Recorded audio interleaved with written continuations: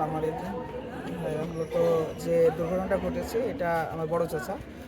মূলত দুইটা ইনি যাচ্ছিলেন এবং দুইটা হচ্ছে মোটরসাইকেলের সম্মুখীন ছিল, সংঘর্ষ হয়েছে যেটা মূলত একটা গাড়ি R15 সম্ভবত অনেক স্পিডলি এসে মেরে দিয়ে ধাক্কা দিয়ে চলে গিয়েছে বিষয়টা। তো এটা আসলে একটু মর্মান্তিক ঘটনা। এটার জন্য আমরা সকলেই দুঃখ প্রকাশ করছি এবং আল্লাহর কাছে দোয়া চাচ্ছি যেন আল্লাহ আমাকে সর্বোচ্চ জান্নাত, শহীদের মৃত্যু দান করে এবং সর্বোচ্চ জান্নাত দান করে।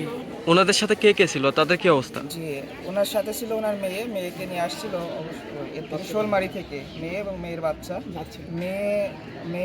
মেয়েরও মাথায় লাগছে, ওনারও মাথায় লেগে বাচ্চার পা ভেঙে গিয়েছে এগুলোই। আর মূলত এনাদের অবস্থাও খুব একটা ভালো না, মেয়েকেও হয়তো বা বাইরে নিয়ে যাওয়া লাগতে পারে। উনি যাচ্ছিলেন কোথায়? উনি মেয়ের বাসাতে যাচ্ছিলেন, মেয়েকে রাখতে যাচ্ছিলেন শোলমারিতে। মানে বাপের বাসা থেকে মেয়ে বাপের শ্বশুর বাসাতে যাচ্ছিল, ফতেপুর ইটভাটার কাছে। এই সময় ওনার মেয়ে আর নাতনির নাম কি? মেয়ের নাম হচ্ছে তাসলিমা, বয়স কত হবে? বয়স হচ্ছে 32-35 মতো। আর নাতনির? এখন নামটা এটা আমার হচ্ছে খাদিজা। খাদিজা। আর আরেকটা হলো সাদ। দুইজনই ছিল, আরেকটা হচ্ছে 3 বছর। ও